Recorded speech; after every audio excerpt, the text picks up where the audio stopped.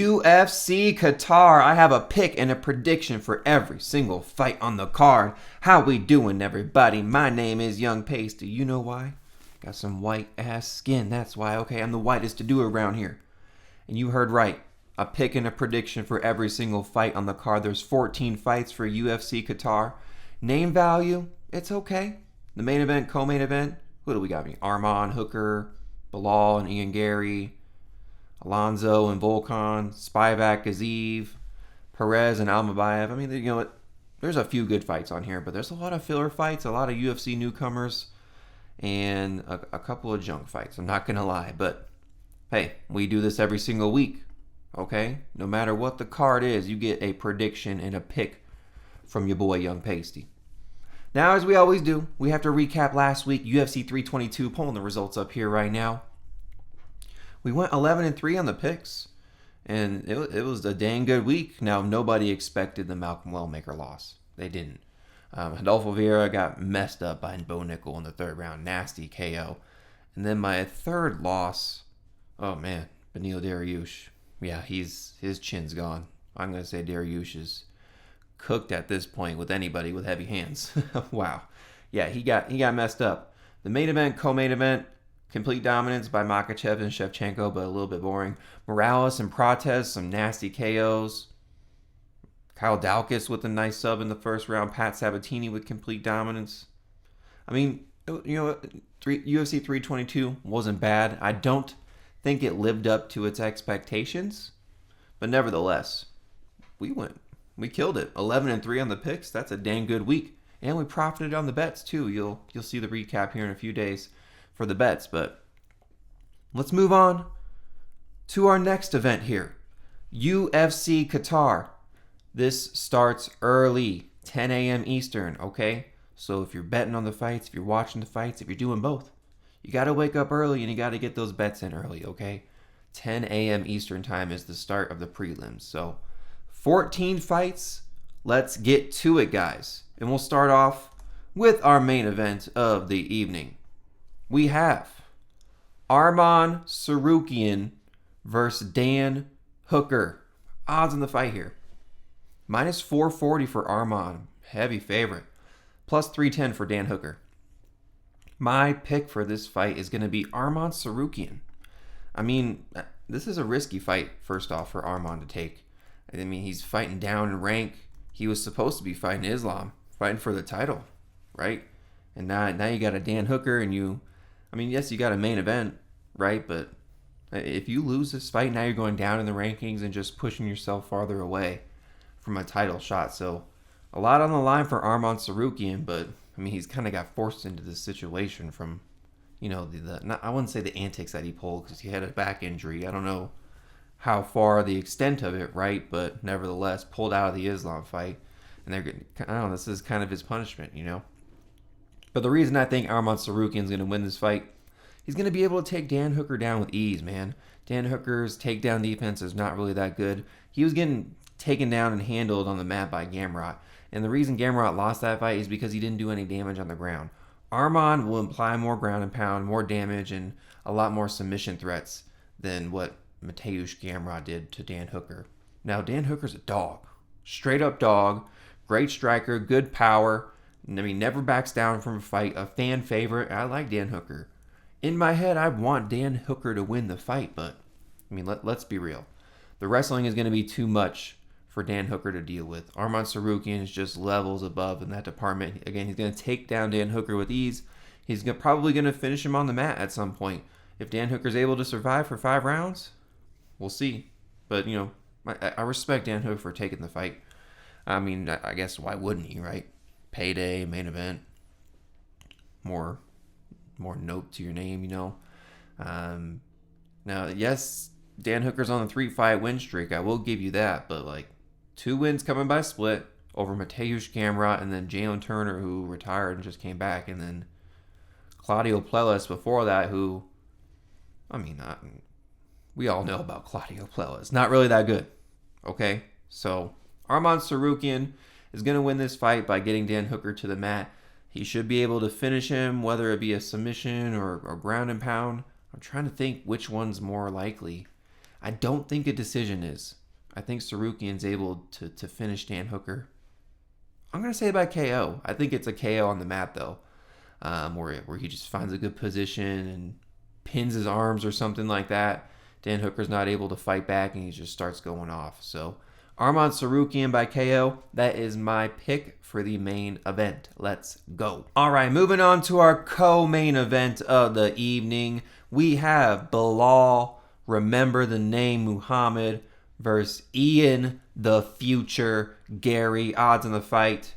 We have Belal Muhammad sitting at plus 220. Ian Garry at minus 270. My pick for the fight is going to be Ian Garry. Give me the future. I have never picked against Ian Garry. I picked him in every single fight. I even picked him in his loss versus Shavkat. I picked him in his win versus Carlos Prates, which is aging very, very nicely, by the way. I think that this is an easier fight than his last two fights, and no disrespect to Belal, right? But Carlos Prates, a freaking killer. Shavkat Rakhmonov, a freaking killer. Belal's not really known to be like a killer, right? And I don't think Belal's wrestling is going to do it. Okay, I don't think he's going to be able to get it going. I don't think he's going to be able to implement it very well. I think Ian Garry's going to be able to stuff all the takedowns. I think he's going to be smart. He has a very smart fighter IQ in the octagon. He's a very patient fighter. In and out with the striking. Good in the clinch with the cage push. Might even be able to get a takedown of his own. He's going to be a lot taller and have the reach advantage over Belal. Disappointing loss to JDM Belal had. I mean, look, respect to him. Tough as hell going 5 rounds there. He got his ass whooped for 5 rounds. But Belal himself, he likes to set a pace and dictate the fight with it. I don't think that Ian Garry's going to have that, right? Ian Garry's going to fight at his pace. He's going to force Belal Muhammad to fight Ian Garry's type of fight, right? Rich is a more like pretty striking kind of fight. Let some work on the fence and maybe a takedown or two here and there. Ian Garry's a little bit chinny, right? We've seen him get knocked in multiple fights, knocked down in multiple fights. And obviously, the one versus Carlos Prates, which had everybody going crazy in the 5th round there, but he was able to survive. I just don't think Belal has it here, guys, right? I don't think we're going to remember the name. I think this is the beginning of the downfall for Belal Muhammad. I think Ian Garry's too much. Ian Garry's rising. He's surging. He's a prospect. I think that he beats Belal and then is honestly on his way to a title shot after that. I don't see Ian Garry losing this fight. Now, how he wins? Probably by decision, okay? The fact that Belal has, gone 5 rounds just recently with JDM and, Leon Edwards, Gilbert Burns, Sean Brady. Actually knocked out Sean Brady. Vicente Luque. Like, he's going to decision with a lot of these guys, and so is Ian Garry. So, yeah, give me Ian Garry and give me him by decision. That is my pick for the co-main event. Let's go. All right, moving on to our next fight on the main card. We have Volkan Ozdemir versus Alonzo Atomic Menifield. Odds on the fight, minus 250 for Volkan, plus 190 for Alonzo. My pick for the fight is going to be Volkan Ozdemir. I mean, this is going to be a fun fight. This is going to be a really fun fight to watch. This is really tough for me to really pick a side because people keep doubting Alonzo Menifield, and even though he's old, he's 38 years old. I mean, dude's called Atomic for a reason, right? Power's still there. He's jacked. He's strong as hell. His cardio is okay. I mean, if he's gassing in the later parts of the fight, his opponent is too, because a lot of them are exerting a lot of energy. And Alonzo Menifield has the ability to wrestle and cage push. But so does Volkan.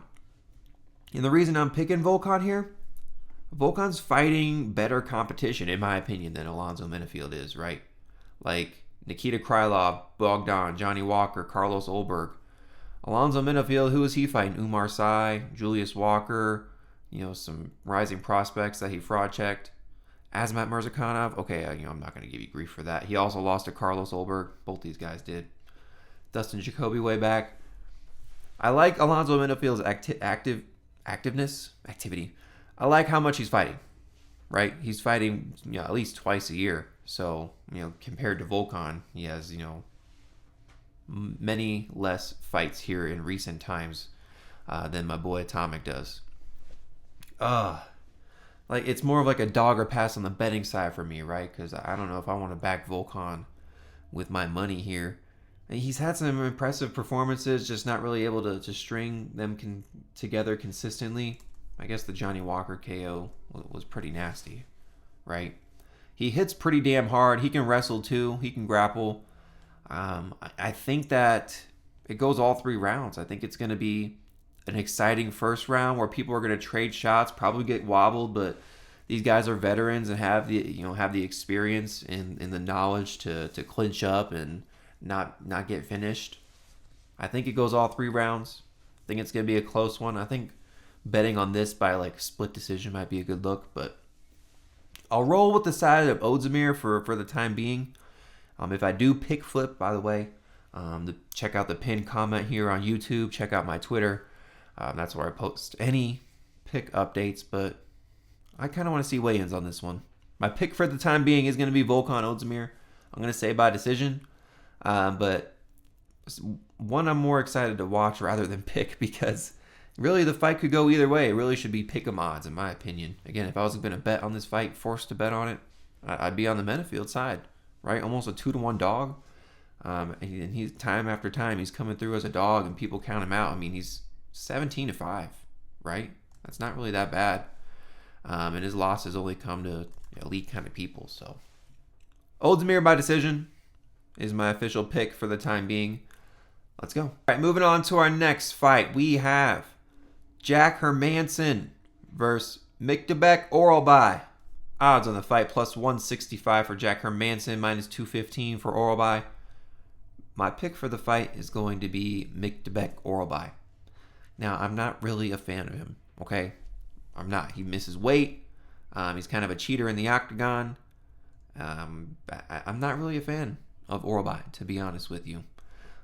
But at this point, I think Jack Hermansson is cooked. Guys, he got really messed up by RoboCop last time, and I think that chin is gone, okay?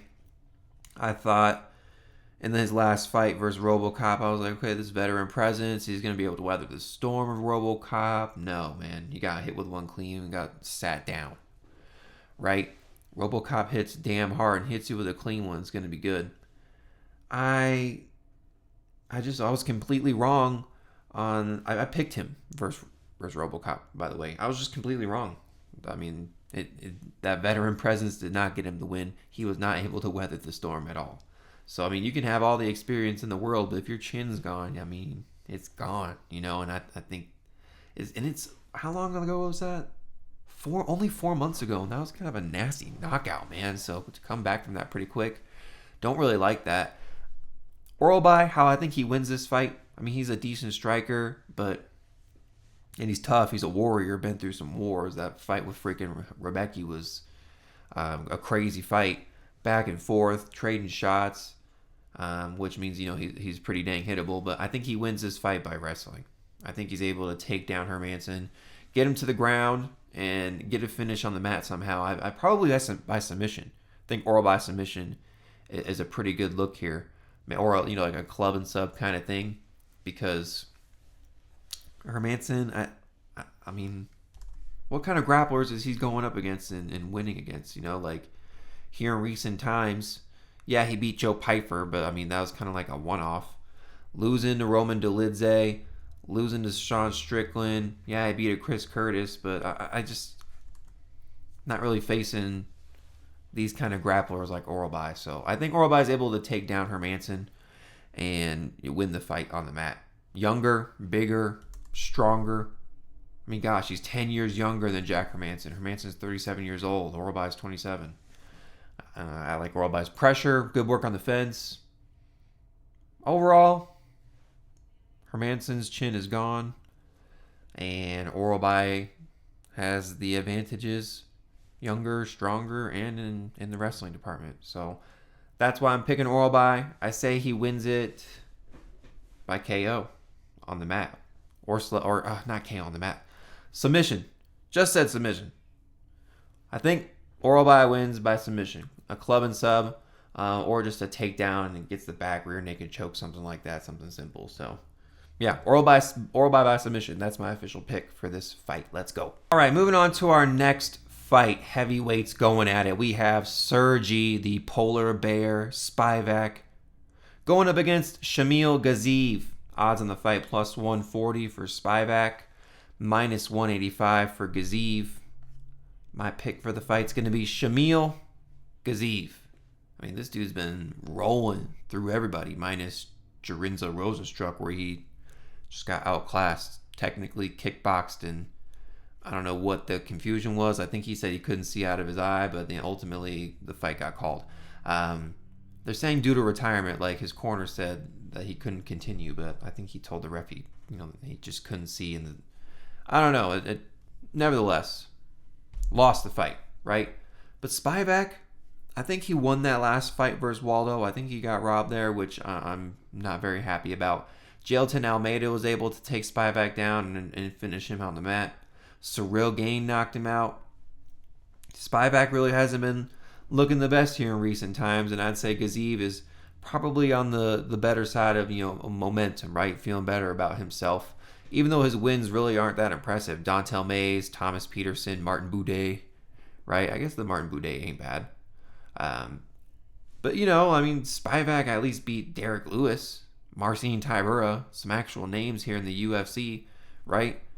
I think if Spivac kind of mimics a Jarinzo Rosenstruck game plan, a technical kind of striking battle, I think he's able to actually beat Gaziev. But Spivac, I think he's almost a takedown or bust kind of guy. If he's not securing takedowns, he's not winning these fights, right? The reason he's losing these fights is because he's not able to take people down. Wasn't able to take down Waldo, right? And when he was forced to strike with him, even though I thought he won, he just didn't put out enough output. And, Waldo, I guess, got, the better of the exchanges, right? Spivac's a little chinny. He can get outworked on the feet. Shamil Gaziev also can wrestle too, by the way. But constant pressure. I think he has big power in the hands. He don't care about what's coming back his way, right? I don't like the decision win for Gaziev. I mean, yes, it gives you experience, but it was over a Dontel Mays. You know what I mean? Like, you weren't able to put away Dontel Mays. Like, everyone's going to assume Gaziev by KO. But Spivac can really, take a punch, right? We saw it in a lot of these fights, but you know what? I gotta say it. Gaziev by KO. Gaziev by KO. What am I kidding, right?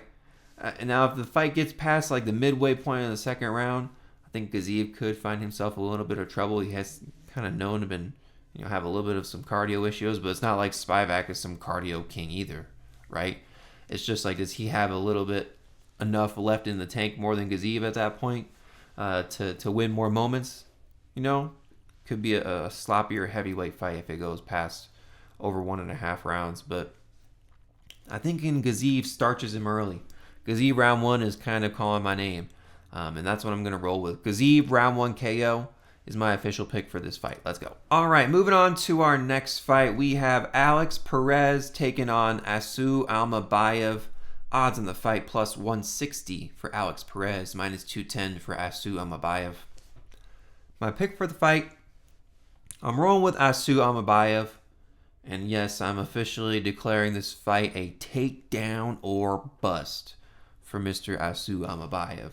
If he does not get a takedown, he's not winning the fight. As you saw in the Mano Cop fight, not able to secure takedowns, not able to win the fight. But in all his other fights, CJ Vergara, Jose Johnson, Mateus Nicolau, Jose Ochoa, what was he able to do?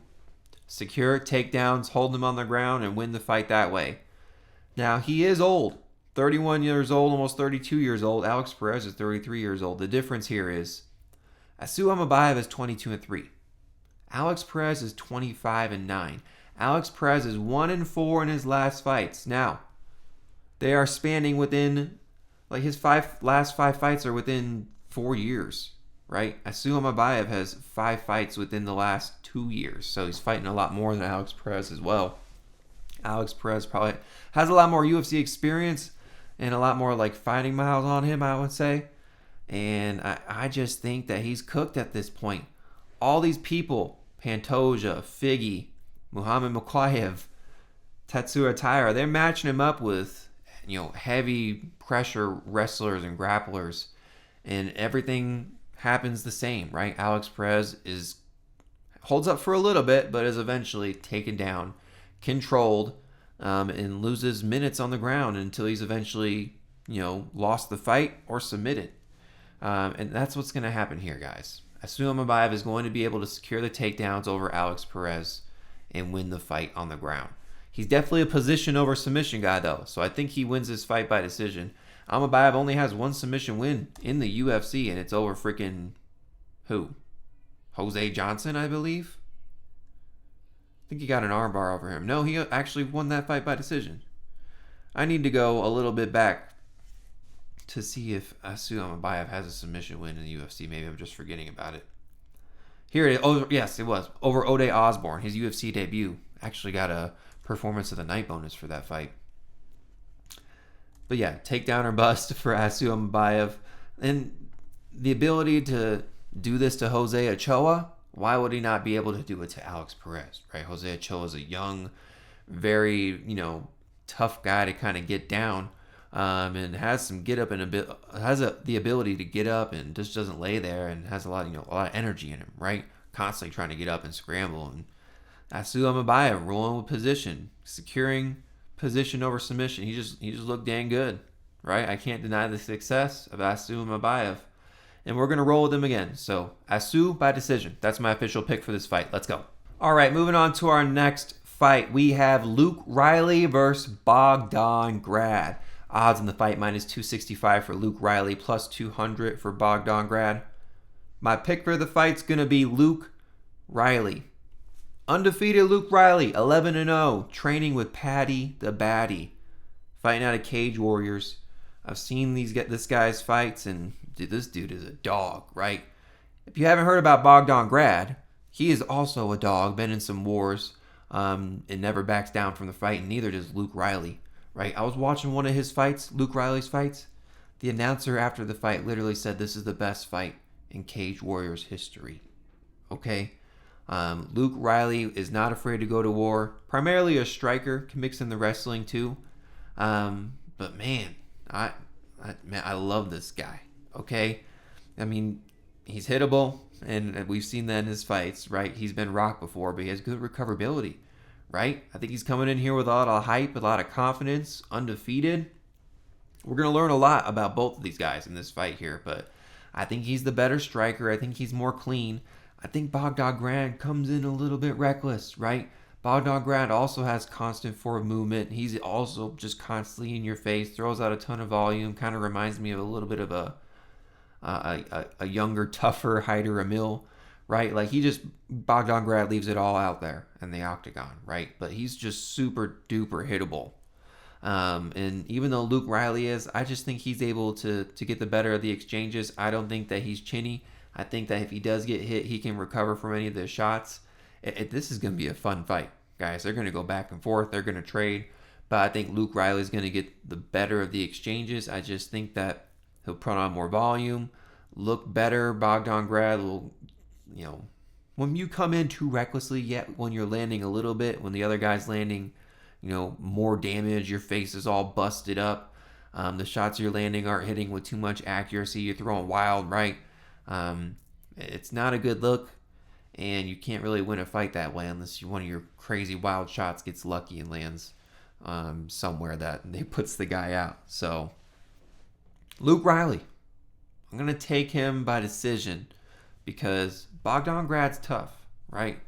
And we've seen him in that war with Michael Aswell. We saw him get grappled and controlled and went 3 rounds with Muhammad Naimov, who's pretty high level. I think that a UFC debut from Luke Riley, I don't think he's knocking out Bogdan Grad. So we'll take Luke Riley. We'll take him by decision, and that's my official pick for this freaking awesome fight. Let's go. All right, moving on to our next fight. We have Abdul Rahman Yakiev versus Rafael Cerqueria. Odds on the fight -1,000 for Abdul Rahman, +560 for Rafael Cerqueria. My pick for the fight's going to be Abdul Rahman. I got him by KO. Rafael Cerqueria is super chinny. Lost 3 straight here in the UFC. knocked out by Ivo Aslan, knocked out by Modestus Bukauskas. Surprisingly went 3 rounds with Julius Walker, was back and forth, but clearly, as you've seen, can get wobbled very, very easy. Abdul Rahman ain't no joke, okay? This guy is a killer. His last fight knocked this guy out very, very quick in the first round. He's 11 years younger than Rafael. Constant forward pressure, heavy hands. I don't see Rafael Cerqueria lasting or winning this fight in any matter. So Abdul Rahman by KO. I'm just gonna leave it at that. Bigger, younger, faster, stronger. I'm just gonna get in the face of Rafael and lay him out. I've seen Cerqueria, like the image of his eyes rolling back from getting knocked out too many times. It's gonna happen here again. So Abdul Rahman by KO. That's my official pick for this fight. Let's go. All right, moving on to the next fight. We have Kyoji Horiguchi versus Tagir Ulanbekov. Odds on the fight plus 145 for Kyoji, minus 190 for Tagir Ulanbekov. My pick for the fight. I'm rolling with Tagir Ulanbekov. Okay, I'm going with Khabib's boy here.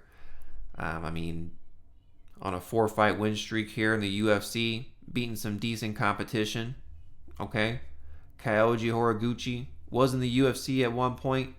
Has tons of fights on his career, but making his way back. Fighting out of Risen now. A lot of people are going to be on Kyoji Horiguchi. But I think Tagir Ulanbekov is favored here for a reason, right? Training with Khabib, he has that OV in him. He's from Russia. This is Kyoji's UFC debut. We've just seen it too many times, right? People making their UFC debut from different organizations, and they end up letting down, right? Now, 34-5 is damn impressive, right? But, if you double Tagir Ulanbekov's record, isn't that the same thing? 34-4. I'm just saying, right? Their win percentage is identical. And the fact, Kyoji Horiguchi betting out of American Top Team. Really, it's just it was close. It was close. I was this close to picking Kyoji Horiguchi because he's damn good. But I'm applying the method of people coming over from the UFC from a different organization, first off. And then secondly, Ulanbekov fighting in Qatar, right? Trained by Khabib. If it goes to decision, right, they're probably going to lean towards Tagir Ulanbekov, right? He's favored for a reason. I think he's able to take down Kyoji Horiguchi and do what them Dagestani wrestlers do, right? Hold you down on the ground and win minutes on the ground. Get punches in here and there. Hold the position. Do enough to not have the refs pick you back up. Tagir Ulanbekov 4 straight. People keep counting him out. They're giving him an unranked guy coming over from a different division. It's kind of a little disrespectful. But it's because he's not, finishing these fights. 4 straight. No, actually, he has a couple submission wins in this 4-fight winning streak. Maybe recently, but nevertheless. Tagir Ulanbekov, I'll take him by decision. It'll be a fun fight to watch. Definitely not betting on this fight. But that's my pick for this fight. Let's go. All right, moving on to our next fight. We have Bekzat Almakhan versus Alexandre Topuria. Odds on the fight, minus 115 apiece. That pick'em odds. My pick for the fight is going to be Alexandre Topuria. Yeah, I'm picking Ilia Topuria's brother here. Honestly, this is a close fight, guys. And it's really hard for me to gauge where both of these fighters are at kind of skill level because Bekzat, right? Lost to Umar Nurmagomedov. Am I going to give him grief for that? No, that is a freaking literal title contender, right? But then he beats a Brad Katona, right? Who really isn't the best. An older, at this point, chinny Ultimate Fighter winner. And those guys really aren't putting on. Shout out to Joseph Morales, though, who looked damn good. But prior to him, these tough fighters really, aren't the best, to be honest with you. So it's really hard for me to gauge where Bekzat's at. And then on the same side of Alexandre Topuria, he beat a Colby Thickness, right? And then prior to that, a very inconsistent career because, he's supporting his brother, right? Literally had a 7-year layoff from one of his fights here. And, prior to this Colby Thickness fight, hadn't fought in 2.5 years. But I guess he's, now, not at least all in, but at least mostly in to his own UFC career here now. Striking, has some power, kind of has some similar kind of movements to Ilya, but has his own style, right? Because he is his own person. But cardio's okay. I don't know. We don't really have too much to go off of for Alexandre Topuria. There's a lot more tape on Bexat, right? Dude's striking is slick, has some pop in the hands. Now, if he's taken down and held down, I don't know if Topuria's going to do that. Looks like he's just kind of looking to strike with people. I don't know. Maybe that's a hole in Bexat's game is the grappling, right? And being able to get back up if taken down. Maybe Alexandre Topuria can surprise us and is able to take Bexat down. You never know. So, I don't know. The odds reflect it. It's a close fight. It's a pick 'em for a reason. Just going to side with Topuria's brother. So, Alexandre Topuria, we'll take him by decision. That's my official pick for this fight. Let's go. On to the next fight. We have Ryan Loder versus Ismail Naurdiev. Odds in the fight plus 145 for Ryan Loder, minus 185 for Ismail Naurdiev. My pick for this fight at the moment is going to be Ryan Loder. I think he's able to take down Ismail Naurdiev and win in the wrestling exchanges and cruise his way to a decision win, right? He was able to do this with Robert Valentin and end up just finishing him and beating the crap out of him on the ground, but looked completely awful in the Asmat Bakoyev fight just 6 months ago where had no shot at taking out Asmat Bakoyev, right? This is a fight I really need to see the weigh-ins in, because if Ismail Naurdiev is able to fend off these takedowns, kind of just shake off Ryan Loder, sprawl, right, or just throw him off of him, I think Ismail Naurdiev he's going to be shorter, right, but I think he has a lot more like muscle and thickness to him, and I don't know, Ryan Loder's 34 years old at this point, a little bit on the leaner side. So I don't know, just something to note, something to think about, something that I'm waiting on and I need to see the weigh-ins about. But I don't know, I'm not really a fan of this fight. These guys are low level. Naurdiev really isn't that good. Okay, you just came off a loss to Jun Young Park. Okay, you looked good in your return against Bruno Silva, but it's Bruno Silva who just got wrecked.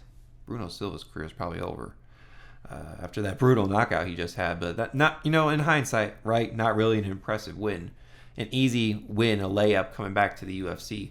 And Ryan Loder beating Robert Valentin, he ain't really that good either. You know what I mean?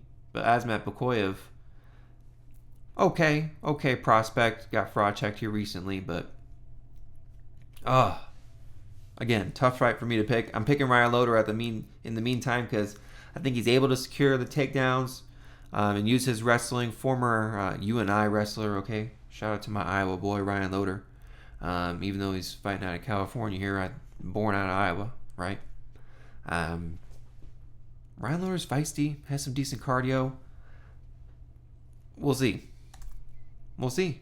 Naurdiev has a lot more MMA experience than Ryan Loder does. Okay, Ryan Loder has a lot more wrestling experience than Ismail Naurdiev. So, again, I got to see weigh-ins for this for sure. Honestly, probably one I'll pick flip on if Naurdiev meets what I'm thinking, because I think he's a lot more thicker and is able to fend off these takedowns from Ryan Loder and end up finishing him by KO probably. So Ryan Loder for by decision is my official pick for right now, but a probable pick flip, to be honest with you. So again, check the pinned comment and my Twitter for any pick updates throughout the week for UFC Qatar. So let's go. All right, moving on to our next fight. We have Nurullo Aliev versus Shamrock. Odds on the fight, minus 340 for Nurullo, plus 250 for Rock. My pick for the fight's going to be Narulo Aliev. I'm gonna pick Narulo Aliev here. This is Shamrock's UFC debut. I mean, who the fuck is this guy, Shamrock? He's fighting out of Octagon, and he is primarily a grappler, right? A lot of his wins, he's like holding on to people on their back while they're standing up and just gets a rear naked choke. Like that's like 3 or 4 of his submission wins. And I'm thinking, is he going to out-grapple a younger, hungry Narulo Aliev who already has UFC experience, beating Joe Solecki, Rafael Alves, winning on Dana White Contender Series by an impressive finish? I don't think so, guys. I really don't, right? He's a pressure wrestler. He has the same kind of like style to Islam in this most recent JDM versus Islam fight. He's just going to take down Shamrock, hold him on the ground, and win minutes that way, right? Like, don't sleep on the striking. He can strike too. And Shamrock, like, his striking really isn't that good. He's going to be a taller, a little bit longer, has a good body kick. I'll give him that, right? But his striking ain't nothing impressive. Narulo Aliev probably has a lot more striking and better striking experience than Rock, in my opinion, right? Even though they're just simple combos and hooks, but it's just constant forward pressure, and he just throws out and does damage, right? I think Rock has a cardio issue. I think this is going to be too much for him in his UFC debut, going to Qatar here, going up against an EV in Narulo Aliev from Tajikistan. So I think he's able to secure takedowns. I think he's able to hold Shamrock on the ground. I think he rides out to a decision win. Now, for his career, he needs a finish, man. He needs a finish. Has not literally looked for that finish in his past 2 fights. Got it good on the Dana White Contender Series fight, but like, if you really want to, make a name for yourself, Aliev, you got to finish this fight. I picked him to win, but I'm picking him to win by decision. That's how I think he wins the fight, because I think he just wants to secure the win. But for his career, I think it would look real nice if he gets a KO or even a submission here. So, yeah, Narulo Aliev by decision. That's my official pick for this fight. Let's go. All right, moving on to our next fight. We have Saygid Isgakamayev, probably said that wrong, versus Nicholas Dalby. Odds in the fight -390 for Saygid, +280 for Dalby. My pick for the fight is going to be Saygid Isgakamayev. This is Khabib's boy. And yes, it's almost a 3-year layoff here. Don't sleep on this guy. He is almost a 4-1 favorite for a reason, okay? He's Khabib's boy. He's been training with Khabib. He's 10 years younger than Nicholas Dalby here. Dalby coming off a brutal knockout versus Randy Brown where he just fell flat on his face, right? But man, Saygid's going to do the same thing I just said in the last fight that Narulo Aliev's going to do. He's training with Khabib, right? You know what that means. He's going to fight like Islam. He's going to take down Nicholas Dalby and hold him on the ground. And Saygid's actually a pretty decent striker, too. I hope he doesn't fall in love with the hands and get caught with something stupid, because that's how he's going to lose this fight, is sitting there and striking with Nicholas Dalby. The crazy breathing Nicholas Dalby, who is a veteran, can take people to deep waters, has really good striking, constant forward pressure, lots of volume. Like, Nicholas Dalby's a really good vet. Mixes in wrestling, cage pushing. He's hittable at times. He's chinny at times, as we've seen. He's been dropped multiple times, but he just keeps coming forward. But Saygid's gonna keep doing his thing. Now, a loss I don't like is Carlston Harris, who really isn't that good, right? Now, I think Nicholas Dalby beats Carlston Harris. But I think just the name value here of Saygid, and I'm going against, I hope this doesn't bite me in the butt, right? I'm going against people coming over from different organizations, but my exception here is if you're training with Khabib, I mean, you're training with fucking Khabib. You know what I mean? He does not accept losses. Saygid is 22-2 for a reason. Nicholas Dalby is 23-6, right? You have to come over from a different organization at some point, right? Like, you just don't start into the UFC. Now, I favor people that start on Dana White Contender Series because you get to see them, get tape on them, go up against pretty decent competition and, see their way on up, right? So that's a little bit different than just coming straight from a different organization, because a lot of these guys, they're fighting people that really aren't that good and not UFC level. After my little rant, I'm going with the 10-year younger Saygid, who's trailing with Khabib. He's going to be able to secure takedowns, hold Nicholas Dalby on the ground, make it a boring 3-round decision. He does have good hands. Hopefully he doesn't fall in love with the hands. I think he has more power, right? I don't think if he wins by knockout, I guess I wouldn't be surprised. But KO or decision, right? That's my official pick for this fight, and I'm on the side of Saygid. So let's go. Okay, our first fight of the night and the last one I'm breaking down. A fun one to go at it. 2 heavyweights going at it. We have Marek Bujo versus Denzel Freeman. Odds on the fight here. Pulling them up. We have plus 172 for Marek and minus 215 for Denzel Freeman. My pick for this fight, I'm going with Denzel Freeman. Dude's fighting out of Colorado Springs, Colorado. Okay, shout out to my Colorado people here. But I think he has more experience and better experience fighting way better people than Marek has. I want to read off the records of the people Marek Bujo has fought, okay? 3-5, 13-12, 6-4, 2-6, 0-2. Have you seen where he's fighting these people, right? He's fighting people in high school gyms over in Poland with 20 people watching, right? He is not fighting the level of competition Denzel Freeman has, okay? Denzel Freeman has wins in the PFL, LFA, over people that are pretty damn good. He beat Steven Asplund, who just got a contract on Dana White Contender Series, right? Now, how is Denzel Freeman going to win this fight? Denzel Freeman is going to win this fight by grappling, okay? He's a really good wrestler, has really good top control. He's just able to take you down and finish you on the mat. More than likely a ground and pound, but the submission is there too. He can strike and he has lots of power in the hands. Don't get that twisted. But the better thing for him to do here, going up against a taller Marek, is to just take him down, beat him up on the ground. And that's what I think he does. This last fight he had with versus Hugo Cunha, dude, he just beat the shit out of this guy for 3 straight minutes. Obviously, Dan Miragliotta, reffing the fight, you know what I mean?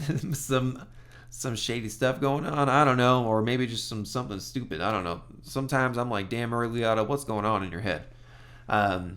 Making dumb decisions as a referee, but anywho, he was literally punching Cunha for 3 straight minutes. Eventually, Miragliotta had to stop the fight. I just think that, other than the inactivity, which I don't like from Denzel, fighting almost once a year, I think he's the better fighter. Going with my Colorado boy.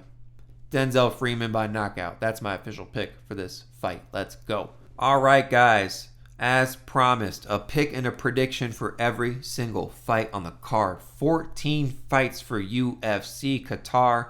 Reminder, again, it starts at 10 a.m. Eastern Time, so get up early if you want to watch it and bet on it, okay? Patreon is free. Links in the description. That's where you can see all my bets when I place them, so if you guys are interested in the bets, check out the Patreon and the bets video coming out on Thursday. And then lastly, give your boy a subscription, okay? Click that subscribe button, please. All right, we are on the road to 400 subscribers. We just surpassed 355 the other day. I think we're sitting at 357. So I would appreciate it if you could, do me a favor and click that subscribe button. It's just a little digital button you got to click and get me to my goal. So, hey, let's have another good week for UFC Qatar. We went 11-3 last week, okay? Let's have another good week this week here for UFC Qatar. Young Pasty, the White Boy Wonder, out. Let's go.